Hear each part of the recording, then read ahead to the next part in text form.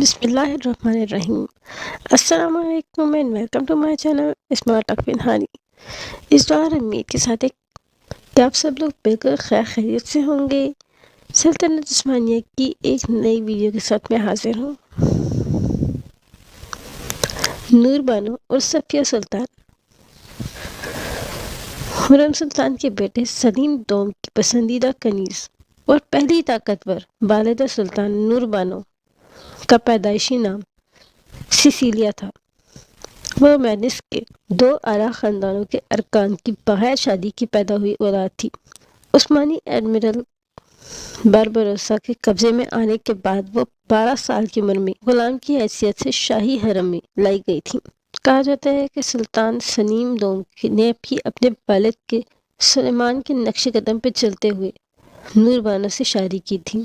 سن 1574 میں جب سلطان سلیم دوم کا انتقال ہوا تو ان کے بیٹے مراد سوم تخت پر بیٹھے اور صفیہ سلطان کی پسندیدہ کنیز تھی، جو مورخین کے مطابق البانیہ سے قیدی بن کر شاہی حرم تک پہنچی تھی۔ نور بانو اور صفیہ سلطان اس دور کا حصہ تھیں جب والدہ سلطان کا عہدہ بہت اہمیت اختیار کر چکا تھا۔ عثمانی تاریخ میں ماں اور بیٹے کا تعلق ہمیشہ سیاسی طور پر بہت اہم تھا، لیکن اسے باقاعدہ طور پر تسلیم 16ویں صدی کے اختتام پر کیا گیا تھا۔ اگرچہ یہ شاہی مائیں براہ راست اقتدار کا حصہ نہیں تھیں، لیکن اقتدار کی نگران ضرور تھیں۔ 16ویں صدی کے آخری دہائی میں جب سلطنت ایک ہی وقت میں مشرق میں صفوی محاذ پر اور مغرب میں یورپ میں سفارتی اعتبار سے مشکلات کے دور سے گزر رہی تھیں، تو سلطان کی والدہ نے مختلف راستے کھلے رکھنے میں اہم کردار ادا کیا تھا۔ تاہم والدہ سلطان ہر بار سلطان کی مرضی سے کام نہیں کرتی تھیں، اور معلوم ہوتا ہے کہ اپنی ذاتی مفاد میں بھی کچھ کرنے سے وہ ہچکچاتی نہیں تھیں۔ والدہ سلطان نے خارجی امور میں عملداری خاص طور پر مراد سوم کے اور محمد سوم کے دور میں نظر آتی ہے۔ نور بانو اور صفیہ سلطان کی سفارتکاری کا ایک اہم پہلو وینس کی ریپبلک کی حمایت تھی۔ سن 1583 میں وینس کی سینٹ نے نور بانو سلطان کو تحفہ دینے کے حق میں ایک قرارداد منظور کی تھی۔ نور بانو نے اپنے انتقال سے کچھ ہی عرصہ پہلے شاید اپنے آبائی وطن کی سب سے بڑی خدمت تب کی تھی جب انہوں نے وینس کی ملکیت میں کے جزیرے پر عثمانی سلطنت کو حملہ کرنے سے روکا تھا۔ نور بانو سلطان کے انتقال کے بعد صفیہ سلطان نے بھی وینس کی حمایت جاری رکھی۔ سن 1603 میں صفیہ سلطان کی سیاست سے کنارہ کشی کے بعد وینس کے سفیروں کی طرف سے سلطان کی قریبی خواتین سے رابطے رکھنے کی پالیسی جاری رہی۔ 16ویں صدی کے اختتام پر انگلینڈ کی ملکہ الزبتھ اول کو ہسپانوی ہیبسبرگ سلطنت کا سامنا تھا۔ اس سلسلے میں استنبول میں ان کے سفارت خانے کی کامیابی میں صفیہ سلطان کا کافی ہاتھ تھا۔ صفیہ سلطان کے غیر ملکی سفیروں سے رابطے ان کے ہی ایک یہودی اہلکار کے ذریعے ہوتے تھے۔ فرانس کی مدر ملکہ کیتھرین کا سلطان مراد سے رابطہ تھا، اور ایک موقع پر انہوں نے نور بانو سے رابطہ کیا جس میں انہوں نے سن 1536 میں فرانس کو پہلی بار دی گئی تجارتی سہولیات بحال کرنے کی درخواست کی تھی۔ اسی طرح صفیہ سلطان اور ملکہ الزبتھ اول کے درمیان خط و کتابت بھی ہوئی تھی۔ جیسے کہ صفیہ سلطان لکھتی ہیں، مجھے آپ کا خط ملا، انشاءاللہ آپ نے جو لکھا ہے اس کے مطابق کارروائی کروں گی۔ اس معاملے میں آپ مطمئن رہیں، خدا کرے ہماری دوستی ہمیشہ قائم رہے۔ آپ کی بھیجی ہوئی بگی مجھے مل گئی ہے اور ہم نے اسے خوشی خوشی قبول کر لیا ہے۔ میں نے آپ کے لیے ایک لباس، اسکارف، 3 رومال، 2 سونے کے تلے والے تولیے، ایک یاقوت اور موتیوں سے سجا ہوا تاج بھیجا ہے۔ ہماری طرف سے اتنے حقیر تحفے بھیجنے پر معذرت قبول کیجیے۔ کنیز مراد۔ سلطنت عثمانیہ کی ایک شہزادی کنیز مراد اپنی والدہ کے زندگی پر کتاب لکھی۔ کنیز حسینہ کوٹوارا، جو اپنے آپ کو اپنے نانا کی نسبت سے کنیز مراد کہتی ہیں، بطور پیشہ ایک صحافی ہیں، متعدد کتابوں کی مصنفہ۔ کنیز مراد کی کہانی دراصل خلافت عثمانیہ کے زوال کے آخری خلیفہ کے خاندان کے دربدر ہونے کے ایک دردناک داستان ہے۔ پہلی جنگ عظیم کا آغاز یورپ کے اندرونی سیاسی کشمکش سے ہوا تھا۔ اس جنگ میں ایک طرف برطانیہ، فرانس، روس کے اتحادی تھے اور دوسری طرف جرمنی، آسٹریا، ہنگری کے ساتھ خلافت عثمانیہ کے بھی اتحادی تھے۔ مگر پہلی جنگ عظیم کا اختتام مسلمانوں کی حکمرانی کی آخری نشانی خلافت عثمانیہ کے زوال پر ہوا تھا۔ خلافت کی جانب سے افواج کی قیادت سونپے جانے کے بعد مصطفیٰ کمال اتا ترک نے خلافت کے خاتمہ کرتے ہوئے خلیفہ حمید کے خاندان کو بے دخل کر دیا تھا۔ جنگ کے اختتام پر مرکزی طاقتوں اور ترکی کے درمیان 100 سال مدت کا ایک معاہدہ طے پایا تھا، جس میں ترکی کو امت مسلمہ کی خلافت سے دستبردار کرتے ہوئے افریقہ اور عرب علاقوں کو آزاد ریاست قرار دے دیا گیا تھا۔ اس معاہدے کے اثرات آج بھی پوری دنیا میں محسوس کیے جاتے ہیں۔ پہلی جنگ عظیم میں شکست کی وجہ سے خلیفہ کے خاندان کو ترکی سے بے دخل کر دیا گیا تھا اور کنیز مراد کے خاندان نے بھی لبنان میں پناہ لی تھی، جہاں وہ نہایت قسم پرسی کی حالت میں زندگی گزار رہے تھے۔ ایسے میں بر صغیر پاک و ہند میں خلافت تحریک چلانے والے مولانا شوکت علی سے کنیز مراد کی نانی نے رابطہ کیا اور انہیں کنیز مراد کی والدہ، جو کہ عثمانی خلیفہ مراد پنجم کی نواسی تھیں، کے لیے شاہی خاندان سے کے فرد کا رشتہ تلاش کرنے کے لیے کہا تھا۔ مولانا محمد علی جوہر، جو مولانا شوکت علی کے بر صغیر میں تحریک خلافت کی وجہ سے ترک شاہی خاندان سے اچھے مراسم تھے، مولانا شوکت علی نے اودھ کے نواب خاندان کے چشم چراغ ساجد حسین زیدی سے لبنان میں رشتہ ازدواج طے پایا۔ کنیز مراد اپنی والدہ کی شادی کے حوالے سے بات چیت کرتے ہوئے کہتی ہیں، یہ شادی مکمل طور پر دو خاندانوں کی باہمی رضامندی سے طے ہوئی تھی اور ان کے والد اور والدہ نے شادی سے قبل ایک دوسرے کو دیکھا تک نہیں تھا۔ شادی کے بعد جب کنیز مراد کی والدہ سلمیٰ سلطان جب حاملہ ہوئی تو والدین نے فیصلہ کیا کہ ان کی اولاد برطانوی سامراج کی غلام نہ ہو۔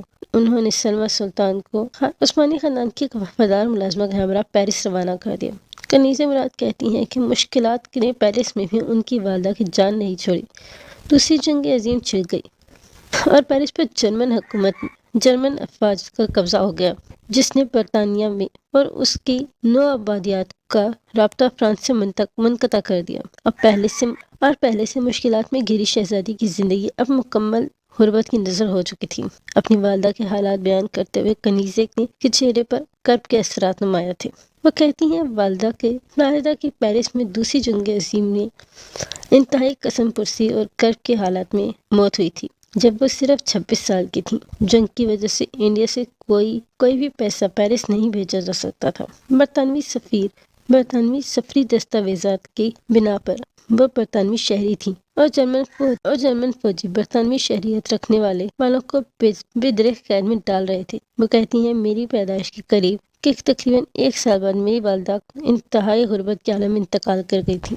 والدہ کے انتقال کے بعد شاہین نوکر نے کسی حد تک کنیز مراد کی پرورش کرنے کی کوشش کی، مگر حالات سے مجبور ہو کر کنیزے کو کیتھولک مشنری اسکول میں داخل کروا دیا۔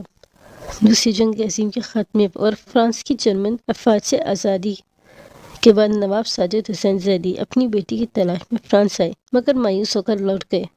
کنیز مراد کے مطابق عیسائی مشنریز نے انہیں ایک مسلمان باپ کے حوالے نہیں کیا۔ اس کے علاوہ ان کو یہ بھی پتہ تھا کہ کنیز مراد کا تعلق ترکی خلیفہ اور انڈیا کے نواب خاندان سے ہے، اس لیے انہوں نے کنیزے کو والد کے حوالے نہیں کیا بلکہ ایک کیتھولک خاندان کے زیر کفالت دے دیا۔ کنیزے کی عمر 18 سال ہوئی تو انہیں اس بات کا علم ہوا کہ وہ کون ہے اور ان کی بنیاد کیا ہے۔ اسی دوران انہوں نے ترک صوفی ازم کا مطالعہ کیا اور کیتھولک مذہب چھوڑ دیا اور اسلام قبول کر لیا۔ وہ کہتی ہیں کہ اسی لیے ان کی تحریروں میں باہمی تعاون اور برداشت کو فروغ دینے کی بات کی جاتی ہے۔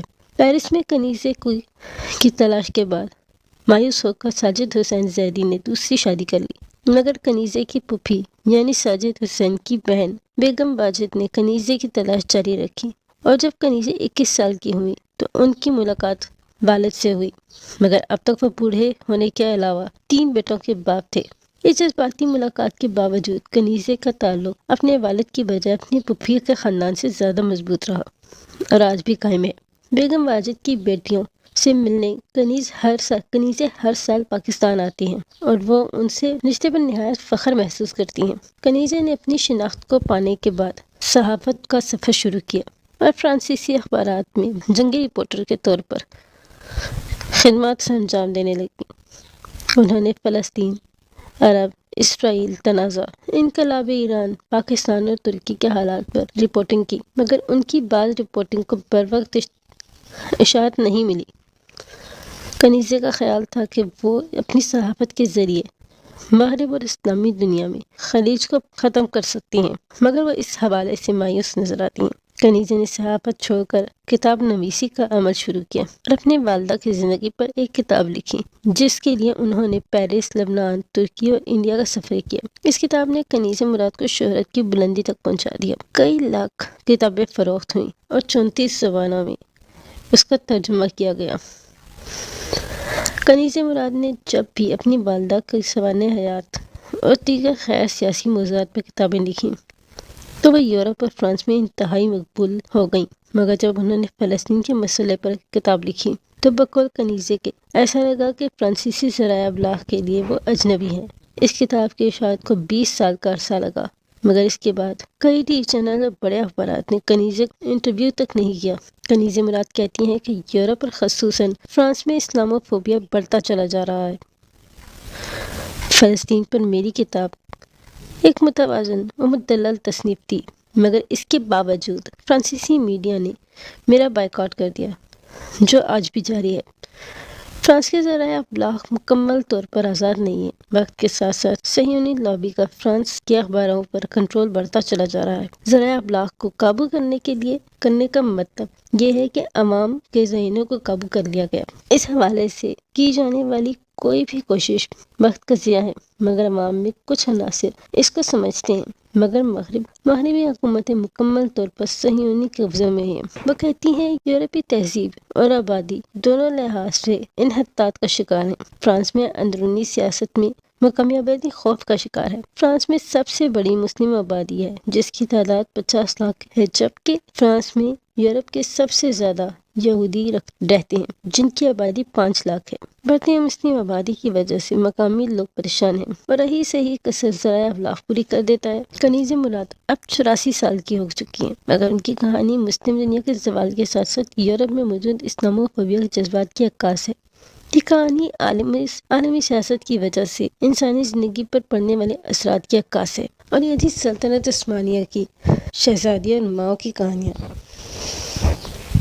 اگر میری ویڈیو آپ کو اچھی لگی ہو تو ویڈیو کو لائک ضرور کیجیے گا، چینل کو ضرور سبسکرائب کر دیجیے گا مزید آنے والی اچھی امیزنگ ہسٹری کے لیے۔ دعا میں یاد رکھیے گا۔ اللہ حافظ۔